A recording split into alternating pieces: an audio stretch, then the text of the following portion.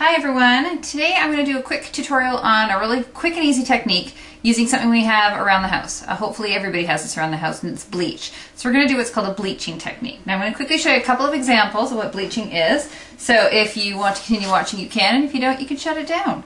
So here's a couple of examples. This one is on Sahara sand and this one is on tempting turquoise. So you can see the color variation when you add bleach to your project. So let me show you how this is done.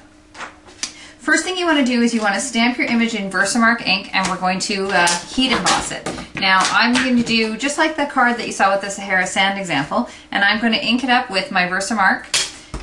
Really yucky looking Versamark, but it's okay. We're just going to stamp that on there, and we're going to sprinkle on some black embossing powder. So if you've never heat embossed before, this is all you need to do. It's really not a hard technique. And we'll just tap the rest in there.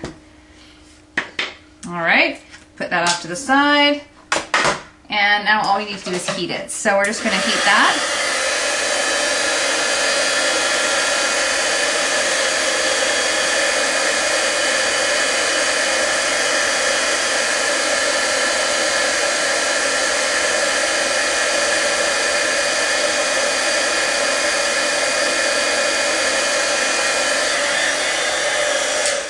Okay, that was probably really exciting, but anyway, now we have our image embossed. Now the reason I like to do this is so the ink will actually stay, because it's got our little ribbed edge. So now all we need is some regular bleach. Now I've put some in this little cup here, and a little thin paintbrush. Now I like to have a really small tip on my paintbrush because usually the parts I'm bleaching are fairly small. So now all I'm going to do is I'm going to take a little bit of bleach, and I'm just going to paint it in where I want it. Now I actually kind of like to leave a little dots, and then I can kind of smear it around.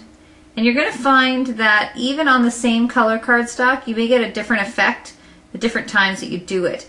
I'm not exactly sure why, it's just one of those things, but you can get very varying colors. Now if you were a patient person, you would finish this up and put it aside and come back to it the next day or in a couple hours, but I am not patient.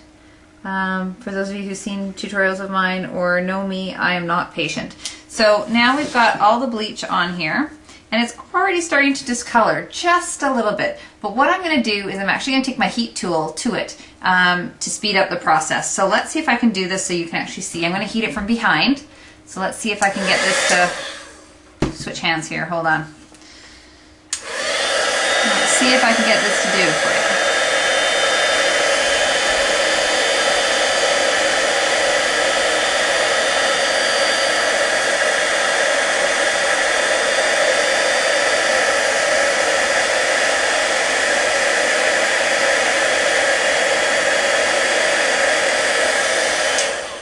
Alrighty, I think that worked. Hopefully you're able to see that.